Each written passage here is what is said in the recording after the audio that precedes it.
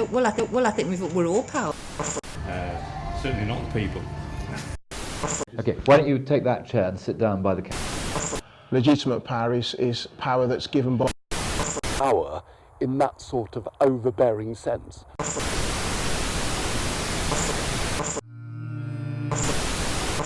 My father always said there's always someone better than you. He also said with great power comes great responsibility.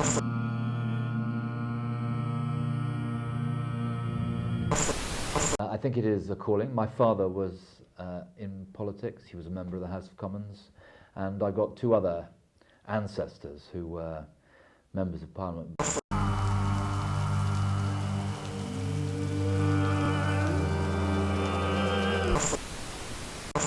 There's a story in the Bible about Jesus just before he was crucified. French and Raven had a theory on power.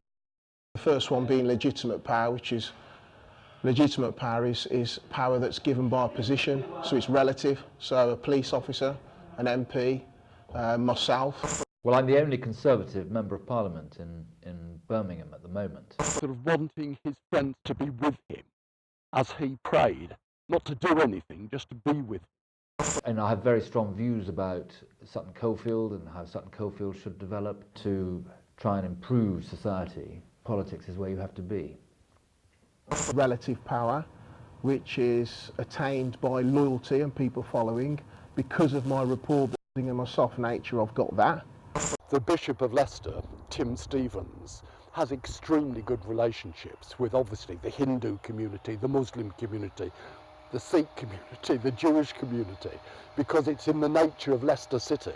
You have strong views about the sort of society you live in, what you want to see for your children and your grandchildren, then in the end politics is the place where you can really influence these things. I've got reward power, which means I can reward somebody because I've got over 300 staff. It is now generally true that the first time someone of your generation buys a house is likely to be when they're about 38 years old. That's much older than for my generation, and the way to address that is to build more homes. Obviously the church ought to be involved in charities. For instance, Christian Aid, a charity which my wife and I support strongly, obviously is a way of carrying out some sort of influence for better for people. And is that a form of power? I don't know. Expert power in that 5 base theory as well. And I've got expert power because of my skills and background. I'm SIA trained to close protection and bodyguard level.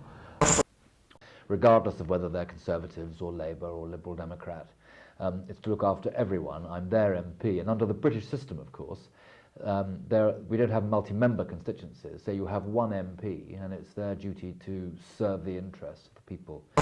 I've also got cohesive power, and I think it's that one, on French and Raven's theories, it's that one that you'd need to focus on, because if I was to embark on using cohesive power frequently, which basically means taking things away from people, so whether you sack them, demote them, decrease their wage, their salary, whatever, I don't use that form of power. I want to make clear that this is not about being a NIMBY. I'm not saying you can build but not in my backyard.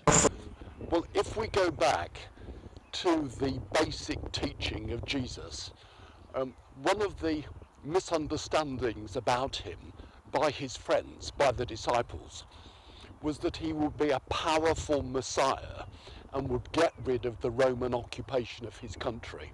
I maintain very close links with the local police to ensure that I'm aware of any areas of crime that are increasing. You know, the police across all sectors, really, over recent years, have seen a very welcome reduction.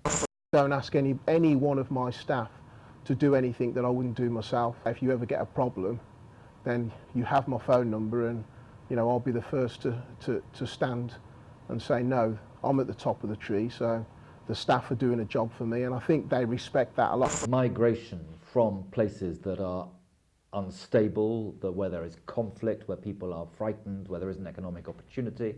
Conflict is best dealt with rapport building. So first and foremost, it's finding a common ground. and rapport building with someone. Development budgets generally are geared to do precisely that. The central aim of Britain's development budget is to help secure stability and conflict resolution in very poor parts of the world, to help build markets and enshrine private enterprise in very poor parts of the world. I always used to say that the British development budget is not just aid from Britain, it's aid for Britain too. They say if you see something, it happens. With great power comes great responsibility. It's a lot of responsibility and a lot of burden on my shoulders. We, after all, are not freeholders of God's earth. We are passing through in our time. Through suffering and through caring and getting alongside people, and it wasn't power in that sort of overbearing sense.